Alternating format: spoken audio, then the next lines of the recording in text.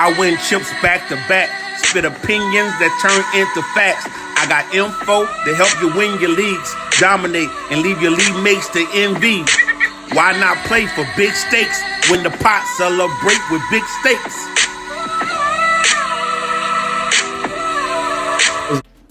What's up, guys? It's been a minute, and it's been a minute in YouTube days. It's been forever in YouTube days, but I've been busy. I mean, over the weekend, I've been doing a lot of drafts. I'm in like 8 money leagues.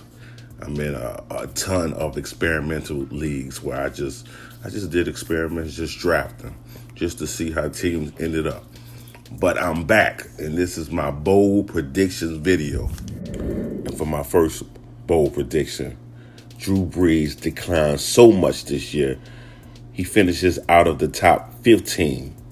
He decides to retire, and Teddy Bridgewater is the New Orleans Saints' new quarterback. Now that might be too spicy. I might have maybe I need to simmer it down. I might have went too far. Maybe I need to simmer it down to Drew Brees declines even more, and next year becomes fantasy irrelevant, and he's undrafted in 70% of all leagues. Kind of like Tom Brady. We really don't draft Tom Brady. In 2018, which was last year, Drew Brees finished 8th in all points for quarterbacks, 8th in overall points for quarterbacks, and 7th in points per game for quarterbacks. You're falling off, Drew. You're falling off. Drew Brees is 40 years old. Either he's standing there to compete with Tom Brady, or that man about to retire soon, because I know you don't need the money. Next, bold prediction. Paris Campbell becomes a full-point PPR league-winning pickup. Now, a lot of us was hyped up about Paris Campbell until Andrew Luck decided to retire. I had Andrew Luck in one of my dynasty leagues, and he gonna just decide to retire. Fuck you, Andrew Luck. I kid. Nah, but I mean, yeah. Hey, man, I'm not mad at the brother. The man said he can't live with the aches and pain, the chronic injuries he having. Not mad at you, my brother. Salute. Do what you got to do. It's your life. This is just the game we play, so I understand. Now, this is not anything that I believe is going to happen week 1. No, midway during the season, Paris Campbell should become more acclimated with the offense, probably get more involved, be put out there, and then it should happen. I believe. Don't forget, this is a bold prediction. Now, Jacoby Brissett is the new quarterback for the Colts, so that's one of the issues. But Jacoby has played this position before in 2017 when Andrew Luck decided to sit out the whole season, and it was feeding us, making me think he was going to come back. But anyway, I'm having flashbacks. He finished 24th in average yards thrown per attempt with 6.6.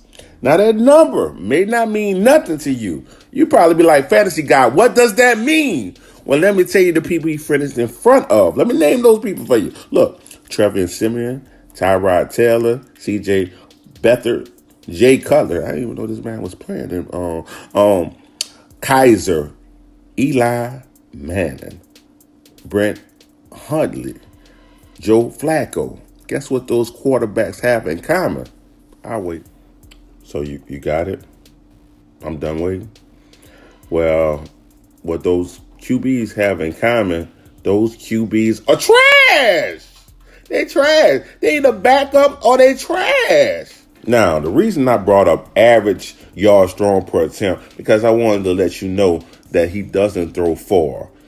And guess where Paris Campbell excelled at in college? In the short yardage. He would get these short balls thrown to him, and he'll take it up the field for a touchdown. The man is uber athletic. Hey, that could be Paris Campbell this year. It could be. Like I said, bold prediction. Next. Ty Gurley sits the last 3 games of the season before the playoffs, making Malcolm Brown a league-winning waiver wire ad. Now, I don't even know if this was a bold prediction. I mean, because Todd Gurley set the last 2 games before the playoffs. And you seen the decline of Todd Gurley going into the playoffs. He sit out week 16 and 17, but before that, week 9 through 15, he only had 1 game where he had over 20 rushing attempts. Week 14 and 15 was the real drop-off. Week 14, he had 11 attempts for 28 rushing yards. Week 15, he had 12 attempts for 48 rushing yards. Jeez. The only thing that's bold about this prediction more so is who it is, because everyone has been on the Darrell Henderson train. Choo-choo. I mean, I picked him as one of my higher prospects coming out. That's because the running back class was so weak. But Darrell Henderson is a small back that is usually used as a catching satellite back in the NFL. I think it's the reason they paid Malcolm Brown the money and kept him, because he is the true backup. And if Gurley goes out, he's going to get the majority of the work. So stay tuned. We'll see. Lamar Jackson would be a top 5 fantasy quarterback this year. I know. You can't see it. Last year he was trash, right? At least that's what's perceived. The man averaged 18.55 points a game. It's not like they had a whole offseason to work with Lamar. During the bye week, they decided to have a quarterback change because of Flacco's injury and never looked back.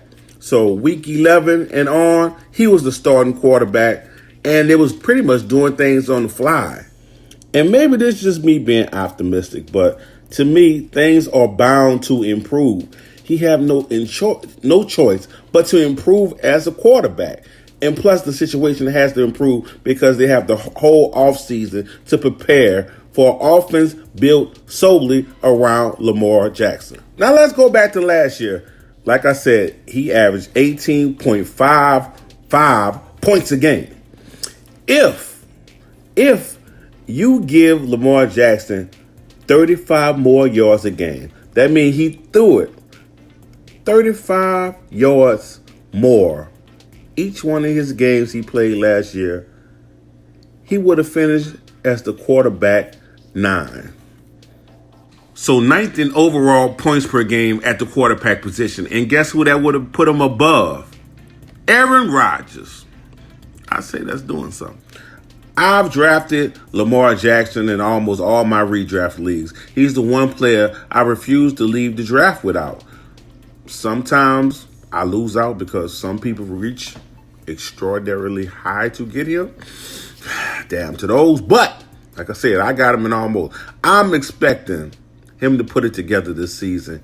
Get his passing together because he was a passer in college.